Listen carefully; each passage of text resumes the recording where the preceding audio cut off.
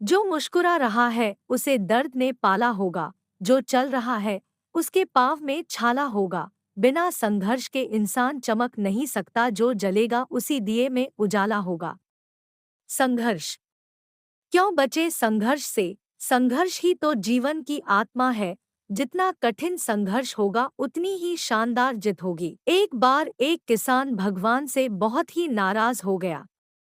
किसान बहुत मेहनती था, बहुत मेहनत से वह खेतों में अनाज उगाता, उसकी देखभाल करता, पर अक्सर उसकी फसल खराब हो जाती।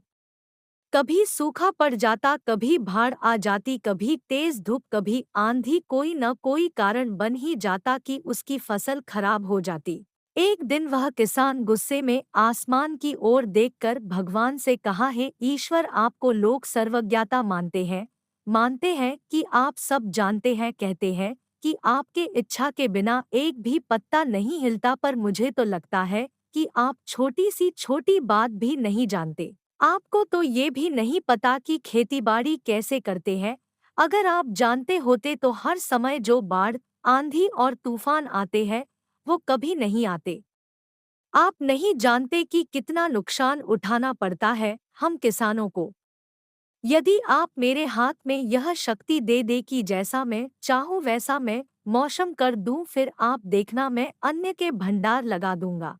भगवान इस किसान के तीखे वाक्य सुनकर मुस्कुरा रहे थे और वह किसान के सामने प्रकट होकर बोले, मैं आज से तुझे यह शक्ति देता हूँ कि तुम अपनी खेतों पर तुम्हारी जैसी इच्छा ही तुम वैसा मौसम कर दोगे।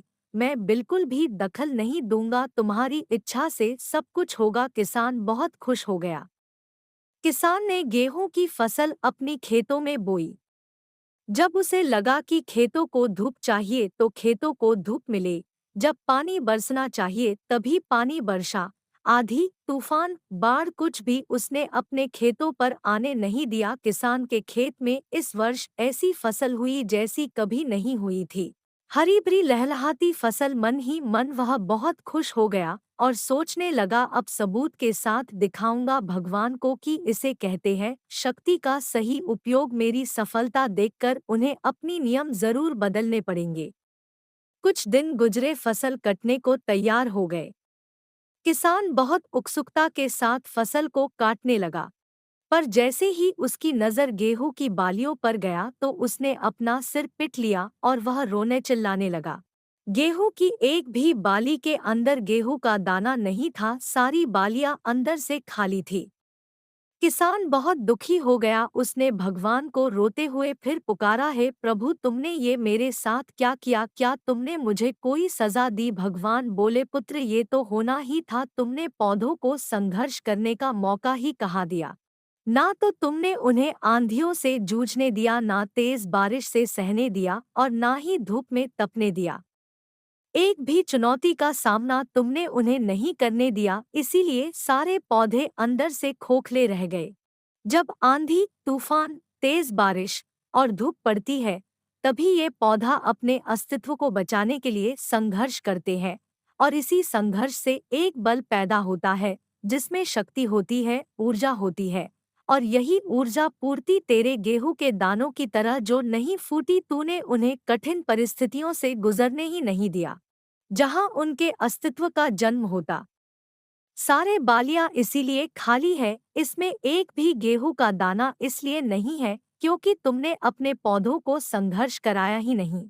याद रखिए, स्वर्ण में सवर्णीय आभा तभी आती है जब वह आग में तपने, गलने और हथौड़े से पीटने जैसे संघर्षों से गुजरता है।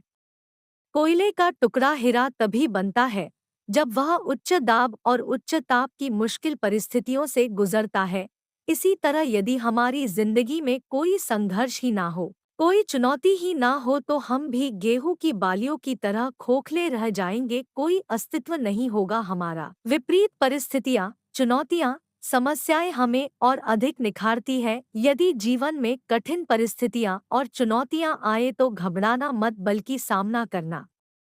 विश्वास करना कि आप और अधिक निखर जाओगे और अधिक मजबूत बन जाओगे। किसी ने कितना सही कहा है, जिंदगी जीना आसान नहीं होता, बिना संघर्ष कोई महान नहीं होता। जब तक ना पड़े हथौड़े की चोट तब तक पत्थर भी भगवान नहीं होता। कृपया इस चैनल को सब्सक्राइब करें और लाइक करें और शेयर करें। Thank you.